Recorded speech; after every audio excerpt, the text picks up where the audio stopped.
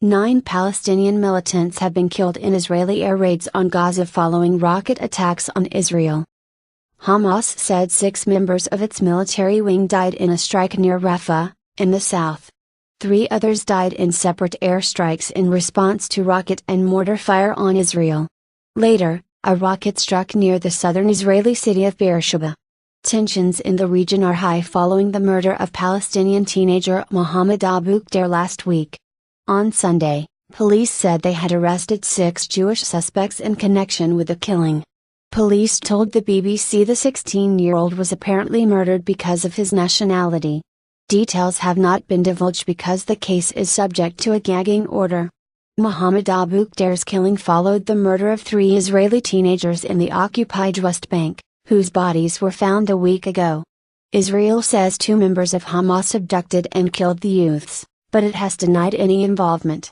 Call for revenge. Emergency services in Gaza confirmed only 2 deaths from the airstrike in Rafah, but 4 others are believed to be buried under the collapsed site. A 7th victim was reported killed in another attack.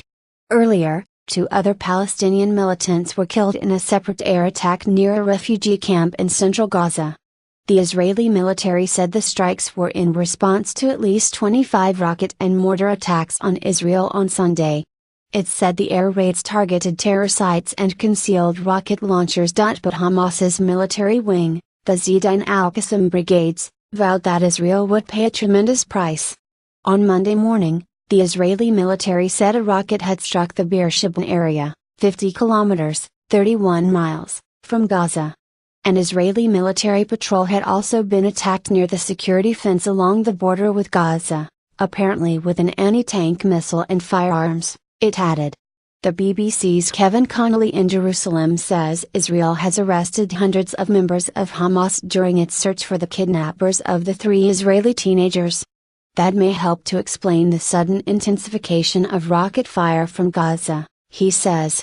Brutal behavior. Israeli Prime Minister Benjamin Netanyahu has promised to bring to justice the killers of Mohammed Abu Khdeir. Mr. Netanyahu's office said on Monday that he had spoken with the teenager's father, Hussein, offering his condolences and expressing his outrage at the reprehensible murder. "We acted immediately to apprehend the murderers. We will bring them to trial and they will be dealt with to the fullest extent of the law," it quoted him as telling Mr. Abu Khdeir. "We denounce all brutal behavior. The murder of your son is abhorrent and cannot be countenanced by any human being," Mr. Netanyahu said. Mohammed Abu Khdeir was abducted on Wednesday morning and found dead hours later. He had reportedly been burned to death.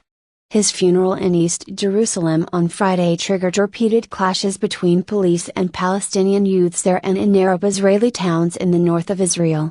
Earlier in the week, the 3 Israeli teenagers Nafli Frankel, Gilad Shaer, both 16 years old, and Ayel Yifreh, 19 were buried, their funerals attended by thousands of people, including Mr. Netanyahu.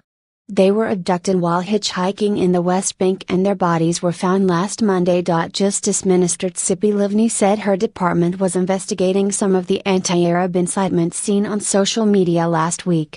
"These things need to be cut when they are small," she told Channel 2 TV. "At this moment, everybody's job should be to lower the flames." Israeli officials said the 6 suspects remained in custody and were being interrogated.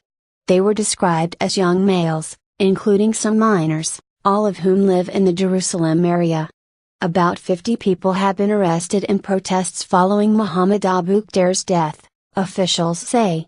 Among them was the victim's 15-year-old cousin, a U.S. citizen, whose family says he was beaten by Israeli security forces.